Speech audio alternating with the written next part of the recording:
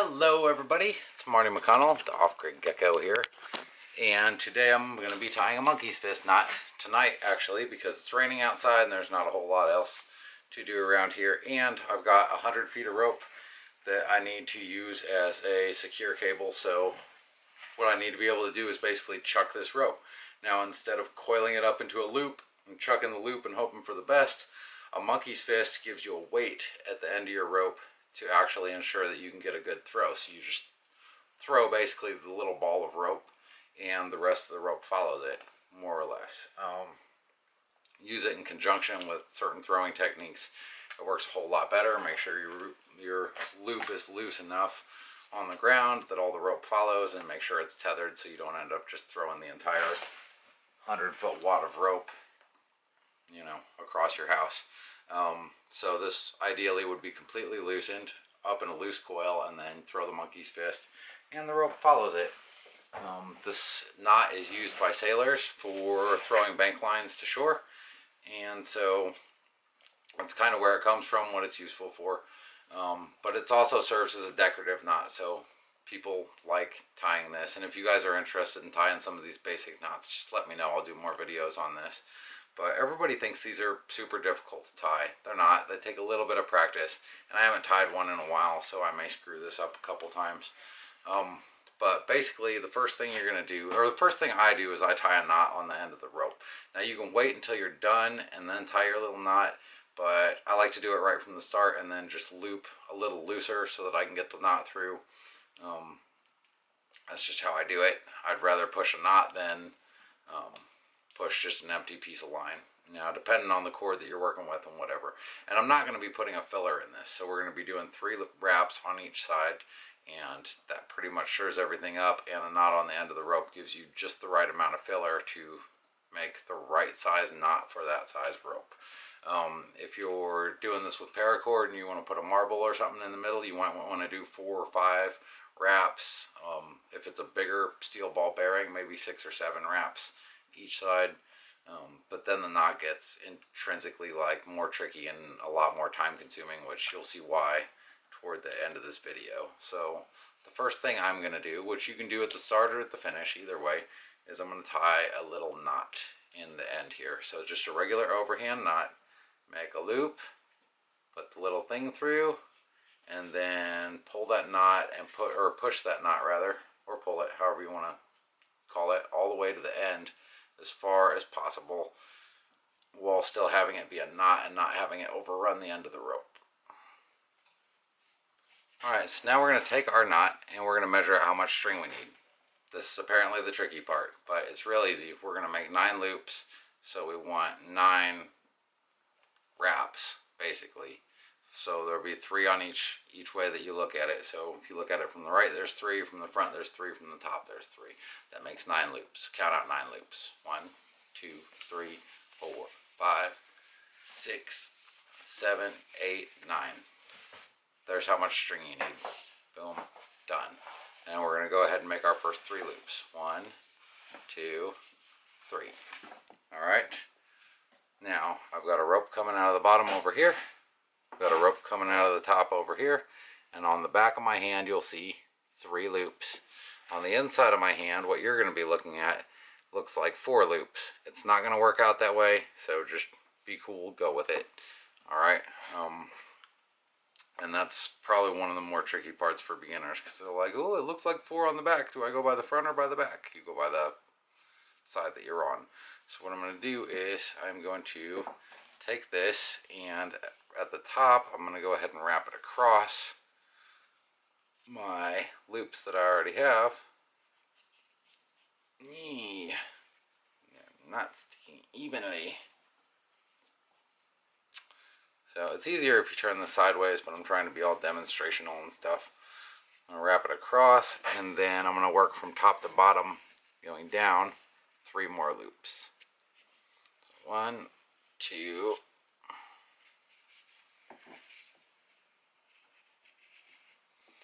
and you might not be able to tell from the video, but this stuff's kind of hard to hold together. So I've got 3 wraps on this side, 3 wraps on this side, okay, and I got my string coming out of the side here. And now I pulled off way too much string. I don't know how I managed to do that. I'm going to go through the middle, and we're going to do the same thing. So I'm going to push it through the little eye hole on the bottom, basically, that you made. You're going through your first loop, basically, and under your second set of loops. And you pull the string through. Now this is why some people tie the knot last, because they don't want to joke around with this. Now, when you pull that through, you're going to have 3 here. So to make sure there's 3 there, we need to make sure we're wrapping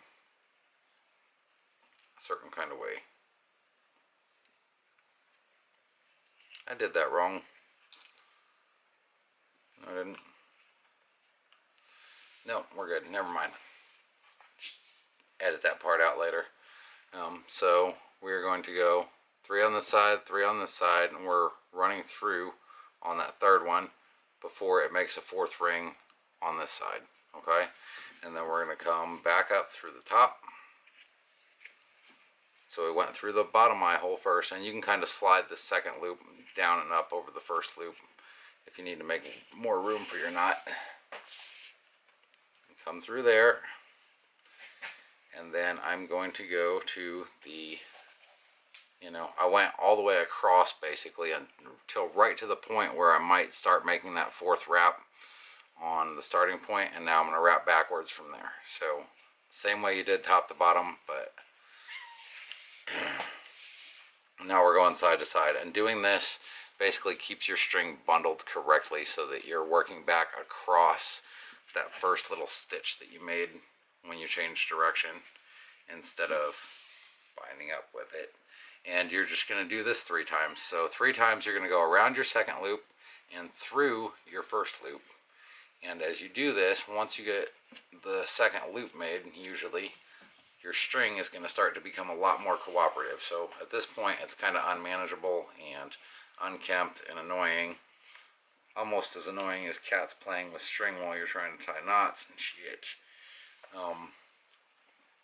But once you get it through there a couple times, usually the stiffness of the string starts to kind of add some cohesion to everything. And you go through. There's 2 on that side. I go over, and I'm holding this sideways, I think, from how I was before. So now, pull around.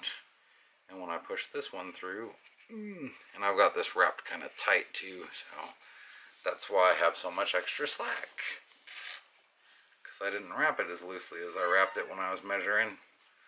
And just push that knot through there. And that gives us 3 loops on that side. Turn it over. And if we push our knot in here again, that'll give us 3 loops on this side, right? But then we'll have a string sticking out the other end, and we don't want that. So instead, if you haven't tied your knot, now's the time. We're going to take this knot, and we're just going to push it in there and bury it in the middle of the monkey's fist. Okay? So this is where the little loop-de-loop comes in. It all depends on how you want to tighten this thing down. Alright, so your knot's buried in there. Take the other end that's not attached to the knot, and we're going to start working backwards. Okay? And I like to add a little torque at this point, but the main reason for the first course is to get all this extra slack out.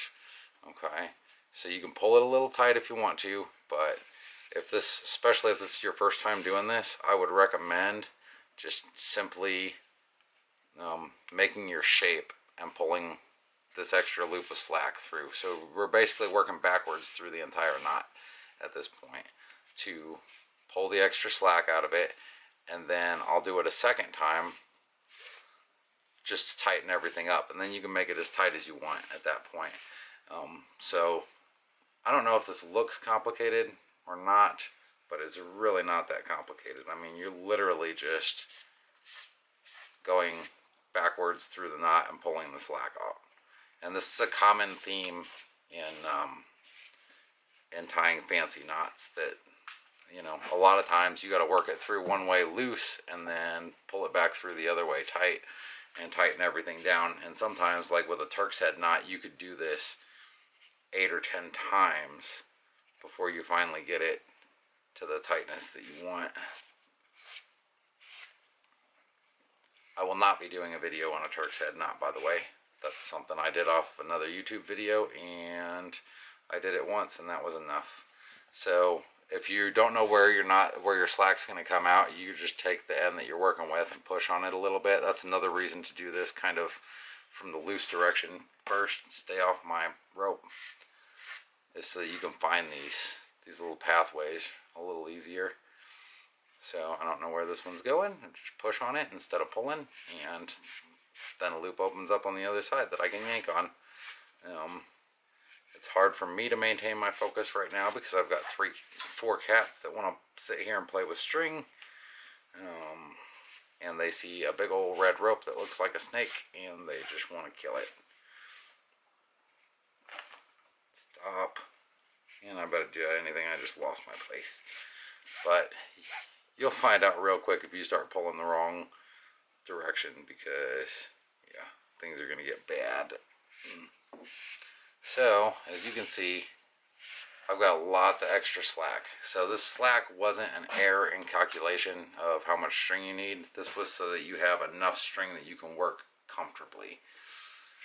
Pull that extra out, and then you have a monkey's fist, perfectly formed and wonderful. Now this might take you a couple tries to get it right, but in general, that is how you do it. Now, in theory, my knot, if you're trying to figure out where your knot went, okay, just remember how you wrap this thing. So we were holding the string like this and wrapping this way over my hand.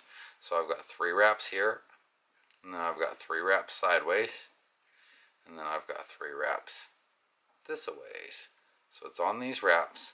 So you just kind of pull those wraps apart and see which one isn't going through.